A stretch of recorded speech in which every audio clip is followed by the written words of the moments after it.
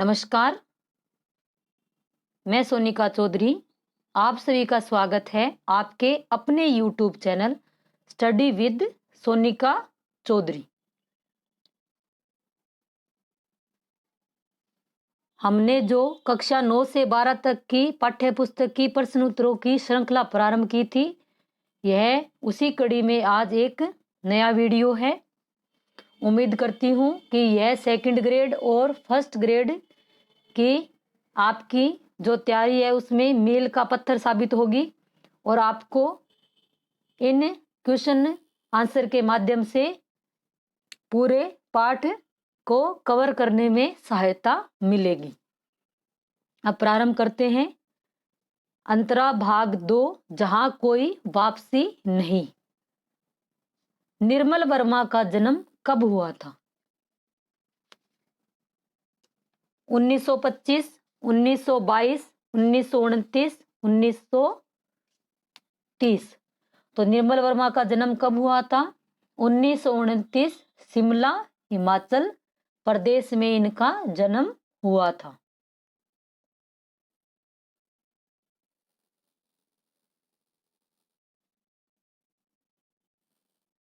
Next प्रश्न है, कौन सा कथन सत्य नहीं है? निर्मल वर्मा ने सेंट स्टीफन कॉलेज से इतिहास में एमए किया था। यानी किस विषय में एमए किया था? इतिहास विषय में। चेकोस्लोवाकिया प्राच्य विद्या संस्थान प्राग के निमंत्रण पर ये 1959 में वहां गए थे। चेक उपन्यासों व कहानियों का अनुवाद भी किया था। तो ये सभी कथन क्या है? सत्य है। या प्राच्य विद्या संस्थान प्राग में इन्होंने वहां कार्य किया था। निर्मल वर्मा को अपनी किस साहित्य कृति के लिए साहित्य अकादमी पुरस्कार मिला था? जलती झाड़ी, परिंदे, कव्वे और काला पानी और अंतिम अरण्य। तो किस रचना पे मिला था? कव्वे और काला पानी पे। कब मिला था? 1985 में। और परिंदे निर्मल वर्मा की बहुत ही प्रसिद्ध कहानी है और नामवर सिंह ने हिंदी की प्रथम कहानी, इसी को नई कहानी आंदोलन की प्रथम कहानी माना है। और परिंदे सेकंड ग्रेड के सिलेबस में भी है, जिसकी नायिका लतिका है। हर बारिश में चीड़ों पर चांदनी, धुंध से उठती धुंध की विधा क्या है? कहानी, आलोचना, निबंध या यात्रा संस्मरण। तो यह इनका क्या है? यात्रा संस्मरण या यात्रा वृत्तांत है।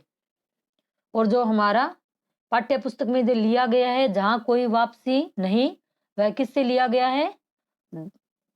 धुंध से उड़ती धुंध संग्रह से लिया गया है। निर्मल वर्मा का कहानी संग्रह नहीं है। परिंदे, जलती झाड़ी, तीन एकांत, शब्द और समर्थी। तो कौन सा नहीं है कहानी संग्रह? शब्द और समर्थी। यह इनका क्या है? निबंध संग्रह है। निर्मल वर्मा का उपन्यास नहीं है। वे दिन, लालटीन की छत, अंतिम अरण्य, हर बारिश में। तो निर्मल वर्मा का उपन्यास कौन सा नहीं है? हर बारिश में। यह उनका क्या है? यात्रा वृत्तांत है। क्या है? यात्रा वृत्तांत। इन क्विज़ों के माध्यम से हमारे जो हिंदी साहित्य का इतिहास है वो भी साथ में क्लियर हो रहा है और साथ में हमारे पाठ्य पुस्तक में जो भी अध्याय लगा हुआ है वो भी हमारे साथ साथ क्लियर हो रहे हैं। अगर वीडियो अच्छा लग रहा है तो लाइक करें, शेयर करें और चैनल को सब्सक्राइब करें और पास में जो घंटी है उसको भी बजाएं ताकि आपको आने वाले वीडियो का नोटिफिकेशन मिलता रहे। और वीडियो में जो भी कुछ कमी आपको लगती है तो वो भी कमेंट बॉक्स में बताएं, ताकि मैं उसको सुधार करने की कोशिश करूंगी। निर्मल वर्मा के कौन से उपन्यास पर धारावाहिक तैयार किया गया? लालटेन की छत, परिंदे, रात का रिपोर्टर या इनमें से कोई नहीं? तो निर्मल वर्मा के कौन से उपन्यास पर धारावाहिक तैयार किया गया है? रात का रिपोर्टर पे। पिछले वीडियो में मैंने आपसे पूछा था कि असगर वजाहत ने किस कृति पर एक नाटक बनाया, ऐसे कुछ था। तो बूंद बूंद धारावाहिक का संपादन उन्होंने किया था। जहां कोई वापसी नहीं किस यात्रा वृत्तांत से लिया गया है? धुंध से उठती धुंध, इस यात्रा संग्रह से ये लिया गया है। जहां कोई वापसी नहीं। डॉक्टर नामवर सिंह ने निर्मल वर्मा की किस कहानी से नई कहानी आंदोलन की शुरुआत मानी है? क्या मानी है? शुरुआत मानी है। लालटेन की छत, बीच बहस में, पिछली गर्मियों में या परिंदे? तो किस में मानी है? परिंदे में। परिंदे कहानी से नामवर सिंह ने हिंदी कहानी के नई कहानी आंदोलन की शुरुआत मानी है। निर्मल वर्मा की किस कहानी पर बनी फिल्म को 1973 का सर्वश्रेष्ठ फिल्म का पुरस्कार मिला था? यानी किस कहानी पर जो फिल्म बनी थी उसको फिल्म का सर्वश्रेष्ठ पुरस्कार मिला था? लालटेन की छत, वे दिन या माया दर्पण? तो किस पे मिला था? माया दर्पण पे उनको 1973 का सर्वश्रेष्ठ फिल्म का पुरस्कार मिला था। यह माया दर्पण की कहानी पर बनी हुई फिल्म थी। लेखक सिंगरौली से नवागांव कब गए थे और कौन से महीने में गए थे? 1985 अगस्त महीना, 1987 मार्च में, 1983 जुलाई में या 1981 जनवरी में? लेखक सिंगरौली के नवागांव कब गए थे? 1983 और महीना कौन सा था? जुलाई का। तो यह महीना किसका होता है? धान रोपाई का महीना होता है। और जुलाई का अंतिम समय था और खेतों में क्या हो गया था? पानी जमा हो गया था। तो वहां महिलाएं क्या कर रही थी? खेत में धान रोपाई का कार्य कर रही थी। सिंगरौली क्षेत्र की आबादी कितनी है और कितने छोटे छोटे गांव बसे हुए हैं? 40,000 आबादी है और 15 गांव, 60,000 आबादी और 12 गांव, 50,000 आबादी और 18 गांव। तो सिंगरौली क्षेत्र की जो आबादी है वो कितनी है? 50,000 है और कुल कितने गांव हैं? 18 गांव इसमें शामिल है। मनुष्य के विस्थापन के विरोध में पेड़ भी एक साथ मिलकर मूक सत्याग्रह कर सकते हैं। इसका विचित्र अनुभव लेखक को कहाँ हुआ था? टिहरी गढ़वाल में, इलाहाबाद में या सिंगरौली में? कहाँ हुआ था? सिंगरौली में। सिंगरौली में कब हुआ था? जब लेखक ने क्या देखा कि वहां आम एक गांव है, उसका नाम क्या था? अमजर नाम था। तो वहां पेड़ आम के पेड़ों से घिरा हुआ गांव था। अब 2-3 साल में क्या हो गया? वो आम सूखने लग गए, आम के पेड़। तो इसी के ऊपर इस लेखक ने क्या कहा है कि पेड़ भी मूक सत्याग्रह कर सकते हैं। जब आदमी का विस्थापन हो जाएगा, यानी जब उन्हें एक जगह से दूसरी जगह जाना पड़ेगा, तो पेड़ों की देखभाल कौन करेगा और पेड़ों भी उजड़ जाएंगे। तो उन्होंने क्या किया था? मूक सत्याग्रह प्रारंभ कर दिया था। लेखक को धान के खेत में काम करने वाली महिलाएं किसकी तरह लगी थी? जब लेखक गया था तो वहां महिलाएं खेत में धान वो जो होता है उसकी धान किसको बोलते हैं? चावल। तो चावल की जैसे फसल होती है उससे पहले उसकी रुपाई होती है। तो जब लेखक गया तो वहां वो महिलाएं कार्य कर रही थी। जब अचानक लेखक ने उनको देखा तो वो किसकी तरह लग रही थी? युवा हिरनी की तरह। अचानक जैसे चौंकी तो लेखक को ऐसे लगा कि वो क्या है, युवा हिरनी की तरह। डॉक्टर निर्मल वर्मा किस आंदोलन के प्रमुख हस्ताक्षर है? डॉक्टर वर्मा किस आंदोलन के हैं? सहज कहानी, समानांतर कहानी, नई कहानी या ताजी कहानी? तो ये नई कहानी आंदोलन के प्रमुख हस्ताक्षर है। और नई कहानी आंदोलन के और कौन कौन है? राजेंद्र प्रसाद भी है, कमलेश्वर भी, ये इसके मुख्य लेखक है नई कहानी आंदोलन में। वह सरकारी घोषणा जिसके तहत नवा गांव की अनेक गांव उजड़ जाएंगे। क्या सरकारी घोषणा थी? कोयला प्रोजेक्ट, रेशम प्रोजेक्ट, अमरोली प्रोजेक्ट। तो कौन सा प्रोजेक्ट था? अमरोली प्रोजेक्ट। इसमें क्या था कि ये जो नवा गांव है वहां क्या थे? कोयले के और उनके भंडार थे। और तो बिजली उत्पादन के लिए वहां अनेक संयंत्र बनने प्रारंभ हो गए थे। स्वतंत्र भारत की सबसे बड़ी ट्रेजेडी के अंतर्गत सत्ताधारियों का ध्यान नहीं गया। किस ओर नहीं गया? भ्रष्टाचार निवारण की ओर, बेरोजगारी असंतुलन की ओर, ग्रामीण विकास की ओर, विकास और संस्कृति के बीच संतुलन की ओर।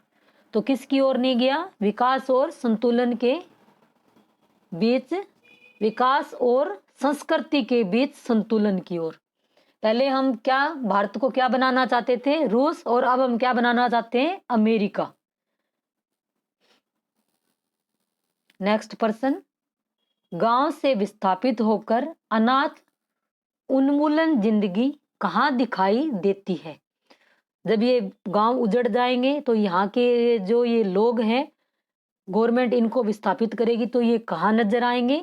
शहर की हवेलियों में, शहर के मुख्य बाजार में, या शहर की मजदूर बस्ती में, या रेलवे स्टेशन पर। तो ये लोग कहाँ दिखाई देंगे?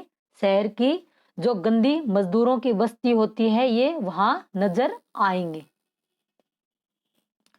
1926 से पूर्व सिंगरौली में किस जाति के आदिवासी राजा शासन किया करते थे? जो सिंगरौली गांव है वहां पहले कौन शासन करते थे? गरासिया, मीणा या खेरवार जनजाति। तो कौन करते थे? खेरवार जनजाति के राजा वहां शासन करते थे।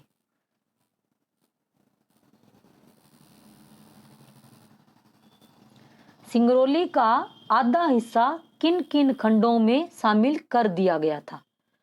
अब सिंगरौली को जब बांटा गया, उत्तर प्रदेश, रीवा राज्य और मध्य प्रदेश, तो इन सभी में सिंगरौली का भाग बंटा हुआ है। पुरानी दंत कथाओं के अनुसार सिंगरौली का नाम किस पर्वतमाला से निकला है जो पूर्व से पश्चिम में फैली है? यानी सिंगरौली का नाम किससे निकला है? अरावली पर्वतमाला, श्रृंगावली की पर्वतमाला, सतपुड़ा की पर्वतमाला। तो सिंगरौली गांव का नाम किससे निकला है? श्रृंगावली की पर्वतमाला से यह नाम निकला है। प्राकृतिक सौंदर्य के बावजूद सिंगरौली काला पानी माने जाने का कारण था? प्रजातंत्र की अवहेलना, कभी बाढ़ कभी अकाल, यातायात के साधनों का अभाव। तो सिंगरौली काला पानी क्यों माना जाता था? यातायात के साधनों के अभाव के कारण। जैसे पहले अंडमान निकोबार द्वीप समूह को भी तो काला पानी माना जाता था। वीडी सावरकर को जब वहां भेजा था तो काला पानी की सजा। तो काला पानी ये क्यों माना जाता था? क्योंकि यातायात के साधनों का यहाँ अभाव था। अब यहाँ अनेक सड़कें बन गई है, अब लोग यहाँ भी घूमने जाते हैं। तो वो ये पहले ये क्या माना जाता था? काला पानी माना जाता था। विकास का उजला पहलू अपने पीछे कितने व्यापक पैमाने पर विनाश का अंधेरा लेकर आया था? इसका जायजा लेने वाली संस्था थी। अब कौन सी संस्था थी जिससे लेखक वहां गए थे? रूपायन संस्थान, भारत भारती या लोकायन संस्थान? कौन सी संस्थान थी? लोकायन संस्थान।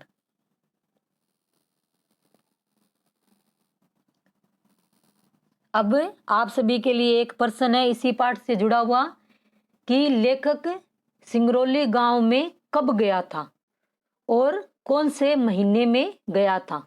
कमेंट बॉक्स में जरूर बताएं। और वीडियो अच्छा लग रहा है तो लाइक करें, शेयर करें और चैनल को सब्सक्राइब करें।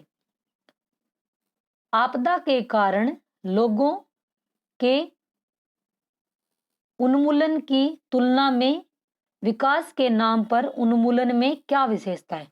आपदा के यानी जैसे कोई बाढ़ आ गई, आंधी तूफान, भूस्खलन हो गया, भूकंप आ गया, तो उसकी तुलना में, उन्मूलन की तुलना में विकास के नाम पर जो उन्मूलन होता है उसकी क्या विशेषता है?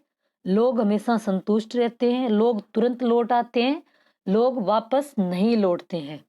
यानी जब विस्थापन होता है तो लोग वापस नहीं लौटते हैं, और जब आपदा होती है जैसे बाढ़ हो गई, भूकंप हो गया, तो एक बार छोड़ के जाते हैं लेकिन फिर वापस उसी स्थान पर आकर रहने लग जाते हैं। लेकिन विस्थापन में ऐसा नहीं होता है। मटिया मेट होने मुहावरे का अर्थ है सब कुछ एक समान हो जाना, बहुत अधिक वर्षा होना, कार्य में बाधा आ जाना या तहस नहस हो जाना। मटिया मेट होना मुहावरे का क्या अर्थ है? तहस नहस हो जाना। ये मुहावरे इसी पाठ में आए हुए हैं, साथ साथ में मुहावरे का टॉपिक भी इसी बहाने क्लियर हो रहा है। सिंगरौली को बैकुंठ क्यों कहा जाता है? खनिजों के कारण, फलों के, पेड़ों के कारण, सौंदर्य के कारण या अपने अकेलेपन के कारण? तो किस कारण कहा जाता है? सौंदर्य के कारण सिंगरौली को बैकुंठ कहा जाता है।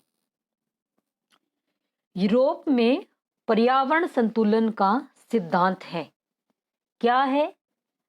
मनुष्य और सत्ता में संबंध, मनुष्य और भूगोल के बीच संबंध, या मनुष्य और उसकी संस्कृति के बीच संतुलन? इनमें से कोई नहीं। यूरोप में क्या है पर्यावरण संतुलन का सिद्धांत? कि मनुष्य और भूगोल के बीच संतुलन।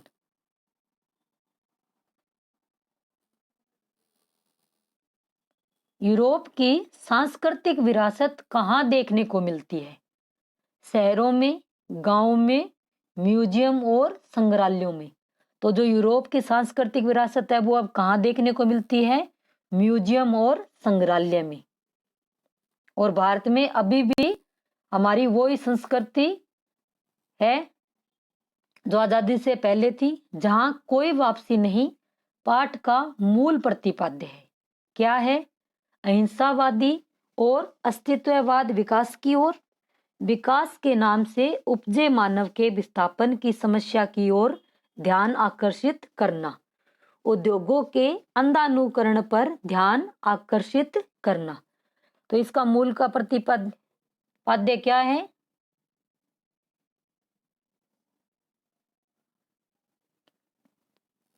ये नहीं है। जहां कोई वापसी न, माफ करना, जहां कोई वापसी नहीं पाठ का मूल प्रतिपाद्य। क्या मूल प्रतिपाद्य है? विकास के नाम पर उपजे मानव के विस्थापन की समस्या की ओर ध्यान आकर्षित करना। निर्मल वर्मा की परिंदे कहानी का प्रकाशन कब हुआ था? कब हुआ था? 1958, 1960, 1962 या 1970? तो कब हुआ था? 1960। निर्मल वर्मा का अंतिम उपन्यास है वे दिन लालटेन की छत, अंतिम अरण्य। तो इनका अंतिम उपन्यास कौन सा है? अंतिम अरण्य। नेक्स्ट पर्सन है, अंग्रेजी राज हिंदुस्तान को संपूर्ण रूप से अपनी कौन सी कॉलोनी बनाने में असफल रहा था? राजनीतिक, धार्मिक और सांस्कृतिक। अंग्रेजों ने हमारे पर 200 साल शासन किया था, लेकिन वो अपनी सभ्यता और संस्कृति को यहाँ नहीं थोप पाए थे। तो वो किस कॉलोनी को बनाने में असफल रहा था? सांस्कृतिक कॉलोनी को बनाने में असफल रहा था। आज के लिए इतना ही। अगर वीडियो अच्छा लगा है तो लाइक करें, शेयर करें, सब्सक्राइब करें और बेल आइकन को प्रेस करें। धन्यवाद।